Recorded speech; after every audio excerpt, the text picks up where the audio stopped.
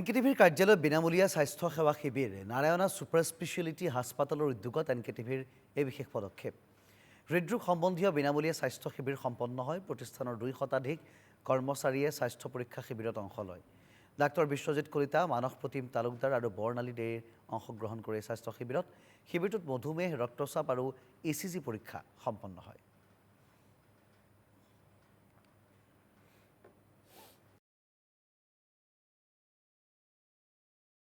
17 তাৰিখ আজি নাৰায়ণৰ ফালৰ পৰা আমাৰ এটা হেল্থ কেম্প আৰম্ভ কৰা হৈছে।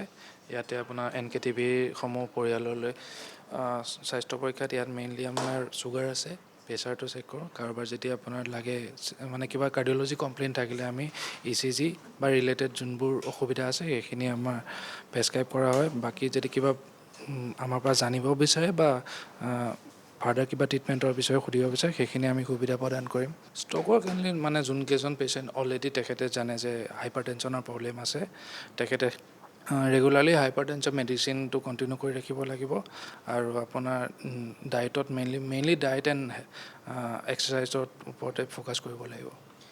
কোনবোৰ মানুহ তাৰমানে কোনবোৰ পেচেণ্ট আচলতে এই ক্ষেত্ৰত এলাৰ্ট হৈ থাকিব লাগে যে তেওঁলোকৰ ষ্ট্ৰোক বা এনেধৰণৰ ৰোগ বা এনেধৰণৰ এটা আকস্মিক এটা বেমাৰ তাত ভুগিব পাৰে? মানে যোনজন পেচেণ্ট তেখেতে গম পায় যে অলৰেডি তেখেত হাইপাৰ টেনচিভ হয় আৰু কাৰোবাৰ family history of hyper tension আছে বা আগতে কোনোবাৰ ফেমিলি তেনেকুৱা ষ্ট্ৰক হৈছে আৰু যদি ইৰেগুলাৰ মেডিকেশ্যন লৈ থাকে সেইবোৰ পেচেণ্ট অকণমান নিজকে সাৱধান ৰখা উচিত।